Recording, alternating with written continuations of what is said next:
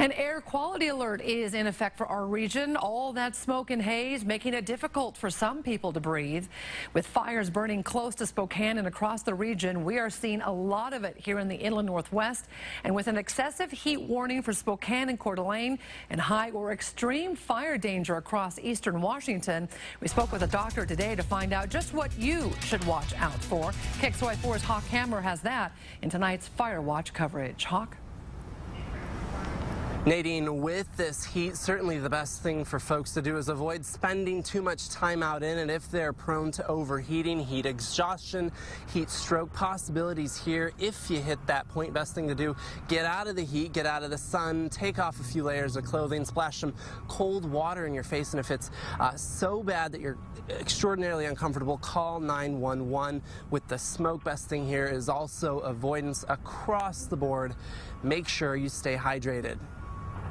Today, that breath of relief you took knowing our region's firefighters are working their hardest to control wildfires popping up might have been a little choked back.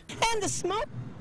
With asthma, it's a problem. Hazy skies over Spokane, now making its way over to us. Just kind of a little heavy on the chest. With an air quality warning at unhealthy for some groups and moderate forecasted for the next few days, doctors at Spokane Respiratory Consultants are already getting patients in with breathing trouble.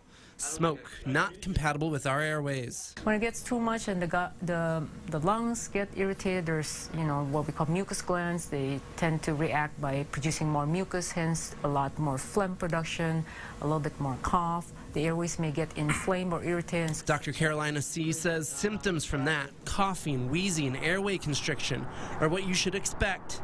If it gets too much, especially for those at risk with asthma or COPD, go see a doctor immediately. But best bet, avoid it altogether. Stay at home, close their windows. They might want to, turn their air condition. If they are going out and the air quality is bad, we recommend wearing masks. I would recommend using an N95. And make sure your AC filter is cleaned and try not to vacuum if you don't have to. To those less at risk, frankly, the same thing. Generally recommend avoid strenuous activity outdoors. Then it's drink lots and keep up with your local air quality reports. And if you have COPD or asthma and need to leave the house, she says best to do it in the early mornings. That's when you're going to see air quality being the healthiest. If you're on a medication for breathing trouble already, doctors recommend having at least a 5-day supply on hand because air quality can turn bad quite rapidly. And pro tip here, if you're driving around in it and aren't at risk, period, make sure you turn on your AC to recirculate so you aren't just pumping all that smoke into your car. Reporting live, Hawk Hammer, KXLY4 News. Some good tips there. Thanks so much, Hawk.